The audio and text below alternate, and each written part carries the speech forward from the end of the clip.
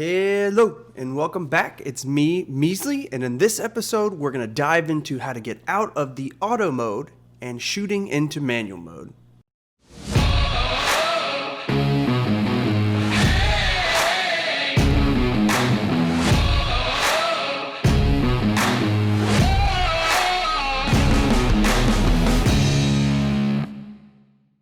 Alright guys, and welcome back. It's me, Measley, once again.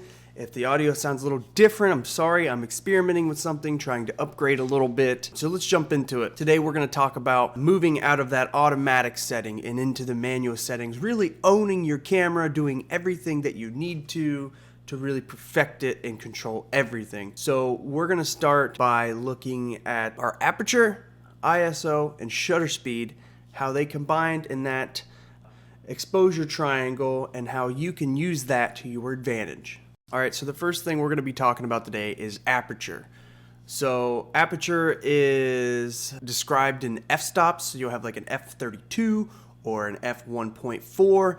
Now this is just simply saying how open or closed the lens is. So like an aperture at an f22 is going to make your whole image more in focus, right? But it's also not going to let as much light into your sensor.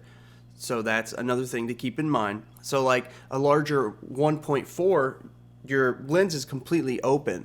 So it's allowing as much light as it can in, but that's when you start getting the bokeh behind someone. You know, when you're focused on someone's face and everything is blurry behind them, that's when you start getting the bokeh effect. So you really have to play with this and you have to decide really what you want. So just talking about exposure, we'll forget about the bokeh and the focus thing right now.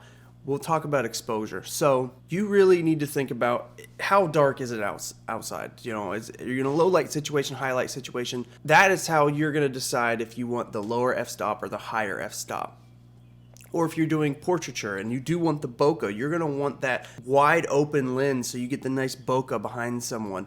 Or, you know, like an f3.5, something like that, so you can get some bokeh. But if you're shooting something like a family photo, and they're in a large room and you want everyone's face to just be crystal clear and all the details and everything crystal clear, you'd want to shoot maybe in like an f22 or something like that to make everything in focus. So long story short, aperture, letting less light in or letting more light in depending on your settings, and then it also controls your depth of field. So let's remember that, and then let's move on to our next setting, which is shutter speed. So with shutter speed, that is another setting on your camera, obviously, that will help you control the light that is getting to your sensor.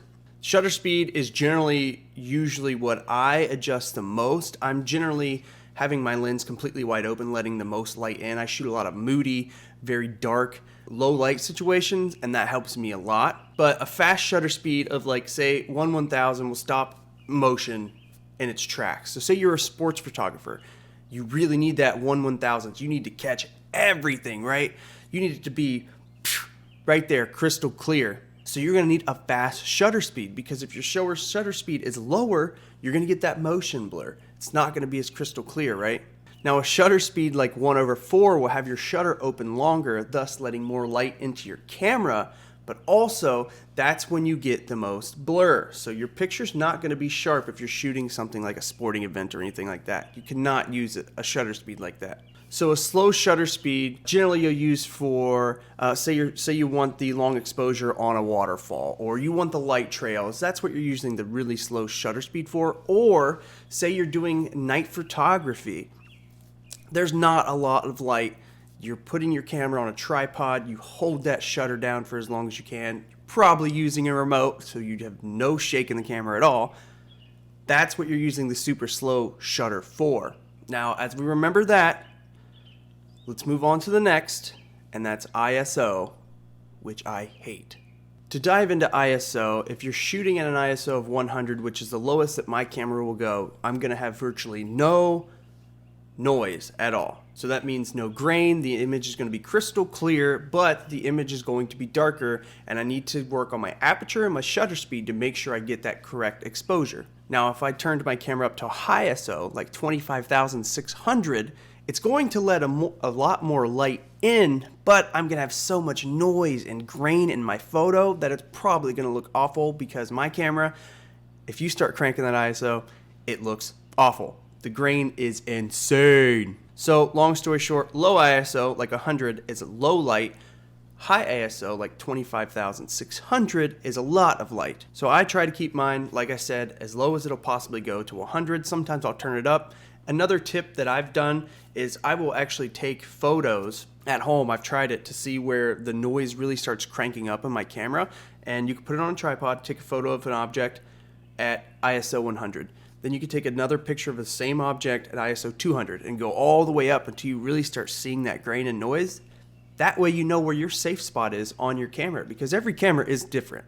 So try it out, see where your camera lies on that spectrum. So now that we've touched base on pretty much everything on that ISO triangle, when you're out shooting, you need to think to yourself before you take these photos and before you set your camera how you want to set it. What are you shooting? If you're shooting a sporting event and you're inside, there's nice lighting in there, you need critical shutter speed. You cannot have motion blur. You want the stop motion right then and there, that crisp image.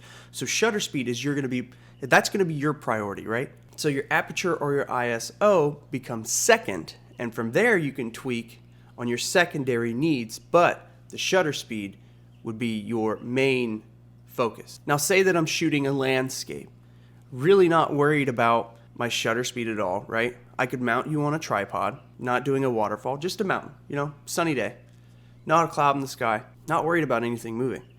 Put it on a tripod, I could have my shutter speed open for 30 seconds, right? It's gonna let a lot of light in, okay? I would focus more on my aperture and keep my ISO all the way down at 100, then adjust my shutter speed accordingly. So what I'm saying is you have to really think about what you're shooting in order to set your camera. But if you know what the settings do and what they're for, then it helps you set them easier. So when I was starting, I was awful, absolutely awful at it. I used to carry an ISO triangle in my wallet, and I'm pretty sure it's still in there. And if you guys need to, print one off. I recommend it. It was one of the scariest things for me, is taking my camera out and shooting in manual, getting home and the photos look awful.